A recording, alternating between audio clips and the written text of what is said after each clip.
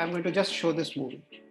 Every single second, inside every living cell, thousands of chemical reactions are taking place.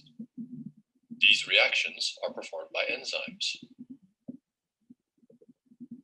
An enzyme is a protein that catalyzes a chemical reaction. It initiates the reaction, speeds up the reaction's progress, and makes sure the outcome is always the same. These enzymes often work together to form longer pathways, such as the citric acid cycle, which is a series of chemical reactions used by cells to generate energy from carbohydrates. The essential tasks of life, such as metabolism, protein synthesis, and cell renewal and growth, are all regulated by enzymes. The life-sustaining power of enzymes lies in the fact that they catalyze reactions in mild conditions of pH, temperature, and atmospheric pressure. The rates of catalyzed reactions are millions to trillions times faster than those of the same reactions uncatalyzed.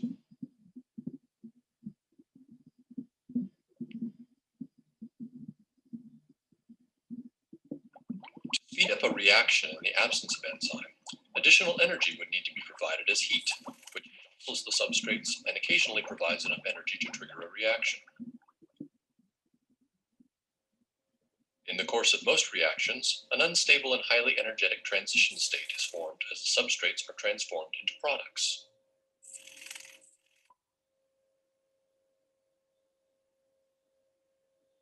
An enzyme acts as a template for the reaction, binding to its substrate and holding it in the proper position to form the product. An enzyme also surrounds its substrate with reactive groups that stabilize the transition state, making it easier for the reaction to occur. To understand how enzymes work, let's take a closer look at a reaction in the citric acid cycle that is catalyzed by the enzyme aconitase. Aconitase binds to its substrate citrate and removes a hydroxyl group and a hydrogen atom to form the intermediate cis-aconitate. It then adds the hydrogen and hydroxyl back in slightly different positions to form the product isocitrate. In the active site, some amino acids are perfectly positioned to recognize the substrate and hold it in the optimal position for the reaction to begin. Some amino acids are involved in recognizing and holding the substrate. Other amino acids are directly involved in catalysis. Histidine 101 acts as an acid by donating its proton. Thanks to the chemical environment of serine 642, it can act as a base by accepting the proton from the substrate. The active site of aconitase also contains an iron sulfur cluster that stabilizes the substrate electrostatically and helps to position it relative to the catalytic residues. The first step in the reaction is dehydration. In this step, histidine acts as an acid and protonates the hydroxyl on the substrate, allowing it to leave as a water molecule. Serine then acts as a base, extracting a hydrogen atom from the opposite side of the substrate, forming the intermediate cis-aconitate. Cis-aconitate then flips upside down, and the complementary hydration reaction is performed. In this step, histidine grabs a hydrogen atom from a passing water molecule, placing the resulting hydroxyl group back onto the substrate. Serine then returns its hydrogen atom, and the final product isocitrate is released. Notice that the enzyme itself was not changed by the reaction. It extracted a hydroxyl group and a hydrogen atom, and then put them back, thus starting and ending in the same state. This is the hallmark of a catalyst. When it finishes a reaction, it is ready for the next, so it can perform thousands of reactions in a row. Notice also that the shape of an active site is often flexible. Many enzymes surround their substrates, enclosing them to form the perfect environment for a reaction. Enzymes are fundamental to life on Earth, working every second of every day to maintain life processes in every cell in every living creature on the planet.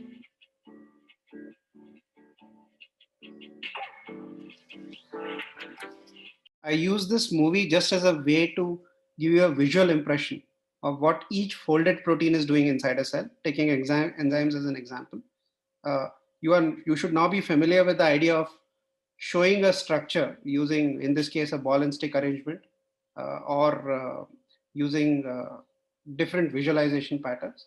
And you could see how water surrounds the protein, how in a single reaction, how the substrate enters the protein is modified by side chains, which are positioned exactly in a way to convert the substrate into its end product. And you also saw the role of water in this particular example, which is there in the active site to help in conversion of this enzyme. So effectively, I want you to think a lot about water and the properties of water. In 10th and 12th standard, maybe 8th standard, you learnt about the properties of water. And water is life. Think about water in terms of its effect on macromolecules and the roles it plays in physiology. Okay, these are some properties I have listed of water. I have focused a lot on hydrogen bonding. Do remember that in a cell, 70% of the cell by weight is water. And also shown over here are the dry weight. After you remove water, whatever is left, how much of protein is there, how much of RNA is there, how much of lipid is there, and so on and so forth. And here is a sort of a schematic over here showing you water molecules, which are in the characteristic red, white ball and stick arrangement, and the hydrogen bonding network they have in side chains. So also shown on the left over here are water molecules surrounding a globular protein structure. So I won't say any more about this. I don't really have the time.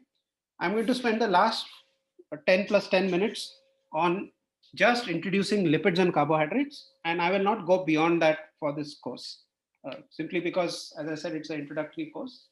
Now, lipids are not as easy to classify as nucleic acids or proteins. They are wide ranging in the different forms they have. Just like the protein data bank, there is a map structural database which lists the different unique lipids which have been identified. Unlike proteins which are identified by sequencing, nucleic acids by sequencing, mass spec is usually a tool to identify different lipids of different molecular weights, different kinds. Lipids are made up of these blocks, which are shown, the two red ones and the blue one on the bottom. And what I want to focus on is the fact that there are many, many classifications of lipids. And this is from the MAPS database showing you the kinds of classifications like sphingolipids, sterol polyketides, so on and so forth. And over here is what we are going to focus on for the next 5 minutes, which is lipids in membranes. Now, lipids in membranes are the massive bulk of lipids inside the cell. But remember, lipids are there in fat droplets, they are an energy source. Lipids conjugate to proteins. Lipids are signaling molecules. So lipids are there in have broad functions in the cell. But in terms of volumes, in terms of number of lipids involved in any one function, is basically lipids are there in membranes. And this is something you have seen. For example, phospholipids have, we draw these head-tail diagrams, simplistic diagrams. Head loves water, tail doesn't love water.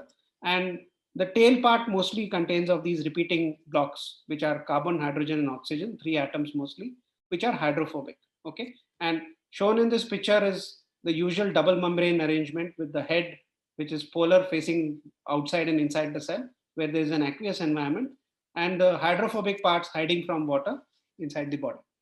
This is a sort of a schematic picture showing you a membrane, which is in green and light green over here, with a phospholipid, with its diagrammatically shown over here with the atoms, fatty acids in the tail, a glycerol group, a phosphate, and a choline in the head part. And you can see water outside the membrane, water inside the membrane, a protein embedded inside the membrane. So this is what the normal structure of any membrane looks like.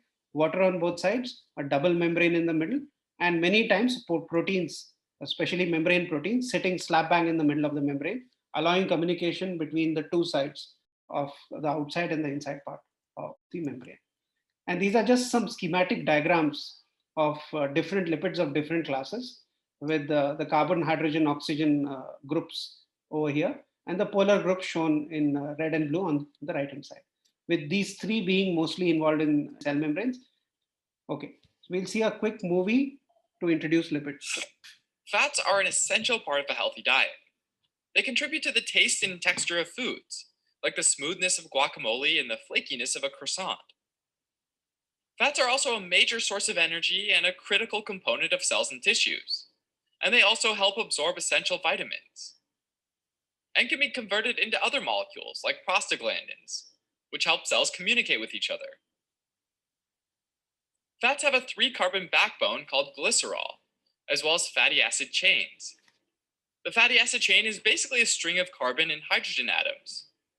When an OH group from the glycerol molecule binds to a hydrogen from the fatty acid, an H2O or water molecule gets released, and the two molecules link up. If this happens once, the result is a monoglyceride. If it happens twice, it's a diglyceride, and 3 times makes a triglyceride. Now, there are various types of fatty acid chains, and one way to categorize them is by their length. In other words, how many carbons they have. Short chain fatty acids have 2 to 5 carbons, medium chain fatty acids have 6 to 12 carbons, and long chain fatty acids have 13 or more carbons. Fatty acid chains are also categorized by the bonds connecting the carbons in the chain. A single bond is just one bond between the carbon atoms. And when a fatty acid chain has only single bonds, it's called a saturated fatty acid, because it has as many hydrogen atoms as possible, or it's saturated with them. Triglycerides with saturated fatty acids are nice and straight, so they pack together really well. And as a result, they're usually solid at room temperature. And the longer the saturated fatty acid chain, the more likely it'll be solid at room temperature. Carbons can also have double bonds between them, though. And when a fatty acid has one or more double bonds, it's called an unsaturated fatty acid, because it's not saturated with hydrogen atoms. For every double bond, there are 2 fewer hydrogen atoms. Also, a double bond causes a kink in the molecule, so the triglycerides don't pack together as nicely as saturated fats. As a result, unsaturated fats are usually liquid at room temperature. Unsaturated fatty acids can be further classified, according to the number of their double bonds. Monounsaturated fatty acids are unsaturated fatty acids with just one double bond. Polyunsaturated fatty acids have 2 or more double bonds. Also, they can be classified according to their location as well. Since all these hydrogens can get kind of crazy looking, we'll just take them away for now. So another name for the methyl end is the omega end. And then we can count the number of carbons until the first double bond. Since this one is 3, it would be an omega-3 fatty acid. If the double bond is 6 carbons from the end, it's an omega-6. And if it's 9 carbons from the end, it's called omega-9. Now, to make things even easier when looking at these molecules, I'm just going to show the bonds. Alright, so omega-3s are usually polyunsaturated fatty acids and include alpha-linolenic acid, or ALA, icosapentaenoic acid, or EPA, and docosahexaenoic acid, or DHA. EPA and DHA are marine sources of omega-3s. They're produced by microalgae and end up in the tissues of fish like anchovies, mackerel, salmon, and sardines. ALA is found in plants like flaxseed. This is just to give you an idea of the structure of lipids and how to draw them. Okay. I'll also now end by introducing you to carbohydrates. I just want to emphasize on a few things. One is that carbohydrates can form complex structures resembling, for example, what you see in nucleic acids and proteins. This is a helical form of starch or amylose.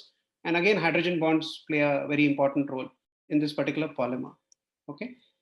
Let's look at a quick movie for introduction to carbohydrates. Carbohydrates include both simple sugars, which are little ring-shaped molecules made of carbon, hydrogen, and oxygen, either alone or in pairs, as well as more complex carbohydrates, which are formed when these rings link up together to make long chains.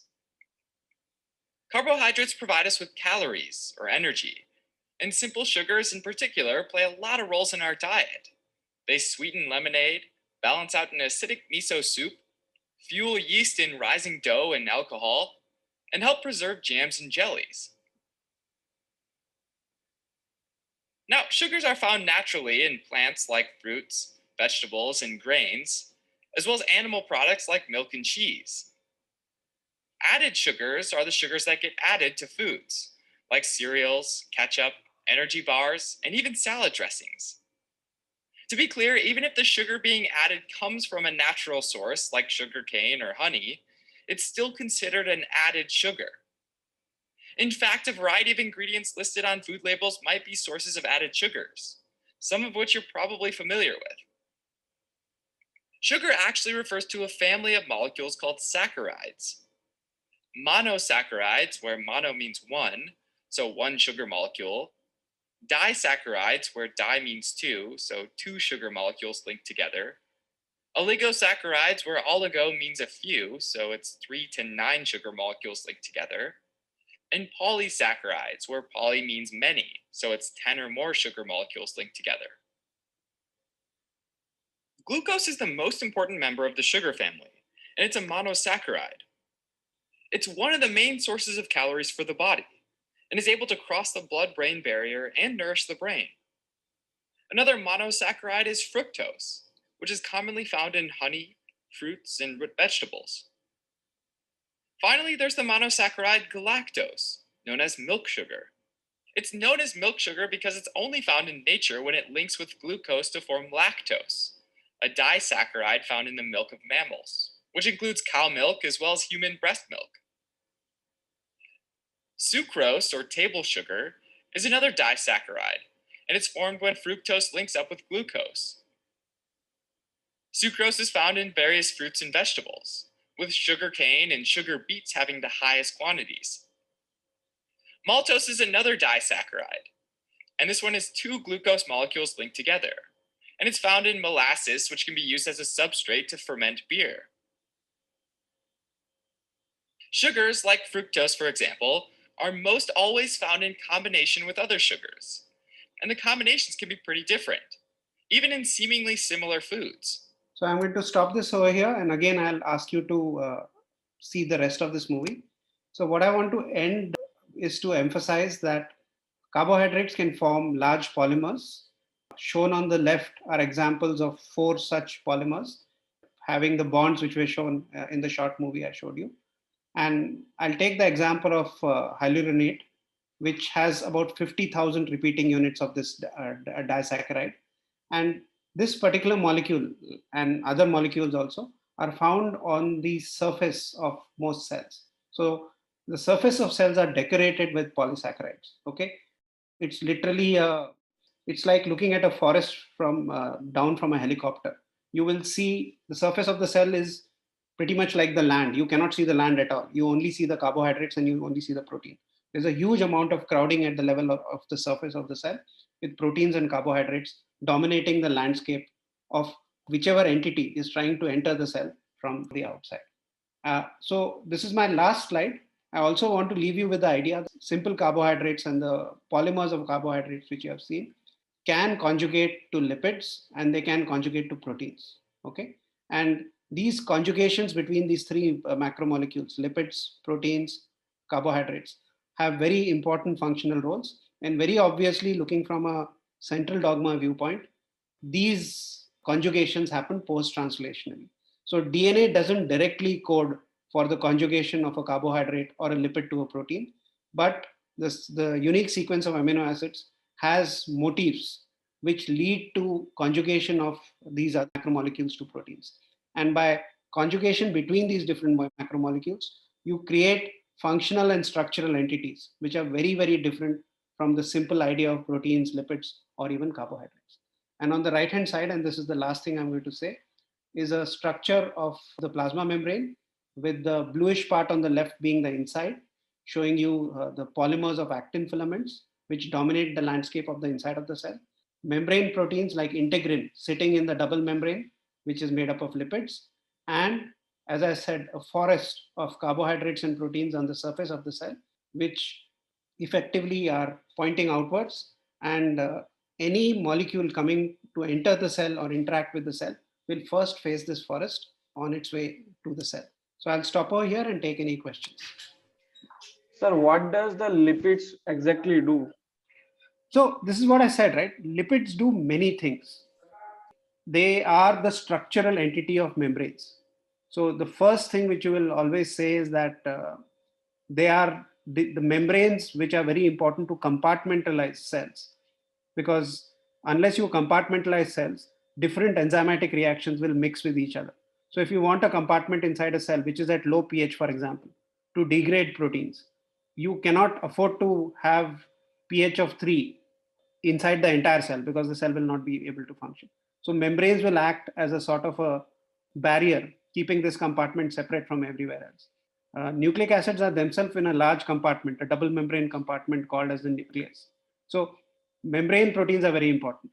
Now, lipids can also act as storage material, which can be used for making energy.